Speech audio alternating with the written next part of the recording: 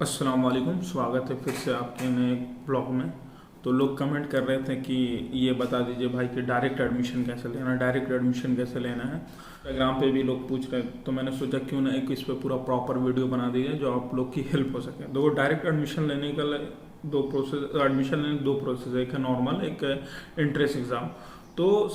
तो इन सारों कोर्स में जो आपका एंट्रेंस एग्जाम होता है तगड़ा वाला। अब इसका स्टेप क्या है, सबसे पहले क्या करना है, आपको एंट्रेंस एग्जाम देना है, डायरेक्ट एडमिशन की तरफ नहीं भागना है। अगर एंट्रेंस एग्जाम क्लियर हो जाएगा तो आपकी नॉर्मल फी पे एडमिशन हो जाएगा। अगर एंट्रेंस एग्जाम नहीं क्लियर होता तो आपको मैनेजमेंट कोटा के थ्रू एडमिशन लेना है। उसका क्या प्रोसेस है, आप फॉर्म सबमिट कर दिए, फॉर्म सबमिट करने के बाद यूनिवर्सिटी आपको मेल करती है कि फला डेट में आपको आना है, फला तारीख में आपका एंट्रेंस एग्जाम है। उस वक्त आप जो है अपना एडमिट कार्ड डाउनलोड करके आपको इंटीग्रल यूनिवर्सिटी में आना ही पड़ेगा। इंटीग्रल यूनिवर्सिटी में ही एंट्रेंस एग्जाम होता है। ऑनलाइन वो लोग एंट्रेंस एग्जाम लेते हैं सिस्टम पे बैठा के, जिसमें जो है ऑप्शनल क्वेश्चन होते हैं, ऑब्जेक्टिव जिसको बोलते हैं। 4 क्वेश्चन होते हैं, एक क्वेश्चन के 4 ऑप्शन होते हैं उसमें, और माइनस मार्किंग नहीं होती है।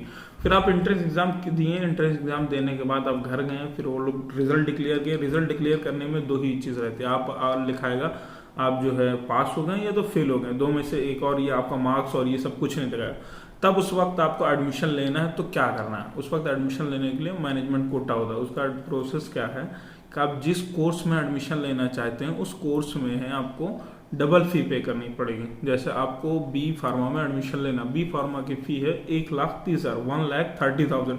तो अगर आपका नॉर्मल एडमिशन हो जाता है तो अच्छी बात है। नॉर्मल एडमिशन में कुछ नहीं करना है, आपका जो फर्स्ट इंस्टॉलमेंट होता है उन एडमिशन के वक्त सबमिट करना होता है 90,000, उसके बाद नहीं सबमिट करना। फिर सेकंड इंस्टॉलमेंट दिसंबर में सबमिट होती है, जब आपका सेकंड सेमेस्टर स्टार्ट होने से पहले। लेकिन अगर आप मैनेजमेंट कोटा से एडमिशन ले रहे हैं तो आपको डबल फी पे करनी पड़ेगी। बोले तो 1,30,000 है तो आपको 2,60,000 पे करना पड़ेगा। 2,60,000 आपको एक ही बार में इंस्टॉलमेंट में पे करनी पड़ेगी, आपका ऑप्शन भी नहीं है। तो आप मैनेजमेंट कोटा से जिस कोर्स में लेना चाह रहे हैं तो उस कोर्स की फर्स्ट ईयर की फीस आपको डबल फी पे करना। जैसा आप टी फार्मा में ले रहे हैं तो टी फार्मा की कोर्स फी है 80,000, तो आपको 1,60,000 पे करना पड़ेगा एक टाइम पे।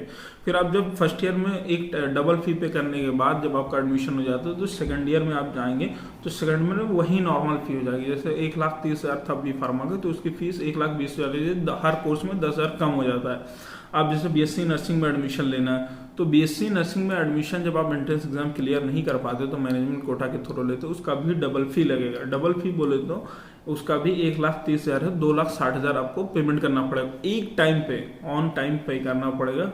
और दूसरी बात, मैनेजमेंट बी सारे कोर्सेज में भीड़ बहुत ज़्यादा है। आप अगर एंट्रेंस एग्जाम क्लियर नहीं कर पाते हैं तो मैनेजमेंट कोटा के लिए बहुत लोग लाइन में लगे हैं, 1-2 लोग नहीं। आप अगर काउंसलिंग हॉल में बैठोगे तो आप खुद देखेंगे कि वहाँ पे लोग पहले काउंसलिंग वालों को बुलाएंगे कि हाँ आपका एडमिशन हो गया, फिर इसका दो खुद अनाउंसमेंट कर देंगे कि सारी सीटें फुल हो गई, जिसको एडमिशन लेना है मैनेजमेंट कोटा के थ्रू एडमिशन ले लें, अदरवाइज आप दूसरे डिपार्टमेंट दूसरे कोर्स में एडमिशन लें। तो उस वक्त भी लोग लाइन में लगे होंगे कि हमें दे दीजिए, वो पैसा लेके आएंगे, पूरी फी लेके आएंगे, डबल फी लेके कि हमें दे दी।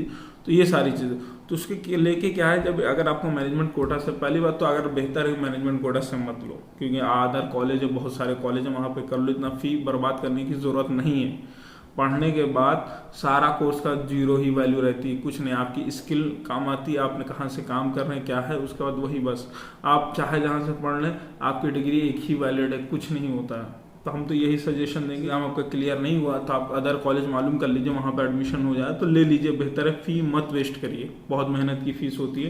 लेकिन फिर भी आपको एडमिशन लेना है, नहीं हमको एडमिशन लेना है यूनिवर्सिटी में और हमको इसी कोर्स में लेना है तो मैनेजमेंट कोटा है, तो उसके लिए जो आपको सर से बात कर लीजिए पहले ही।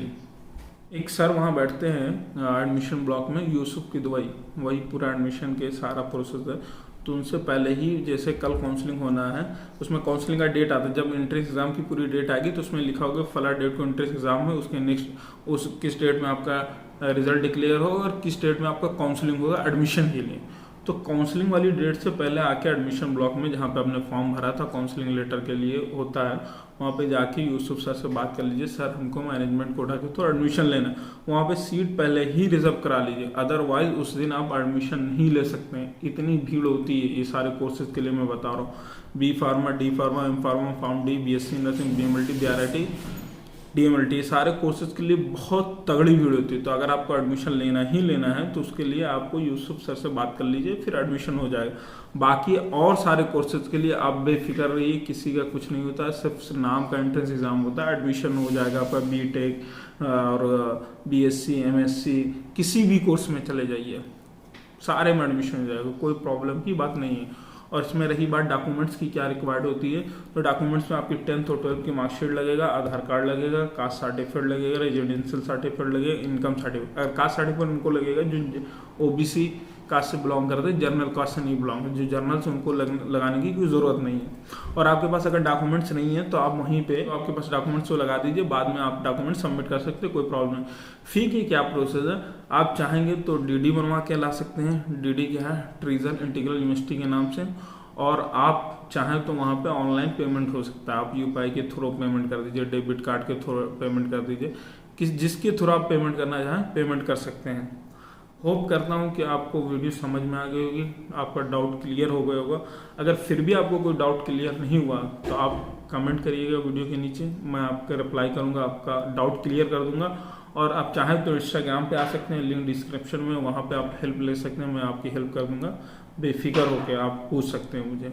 बस ये मेरे चैनल को सब्सक्राइब कर दीजिए और वीडियो को लाइक कर दीजिए, एक प्यारा सा कमेंट मेरे लिए कर दीजिएगा। Thank you so much for watching this video.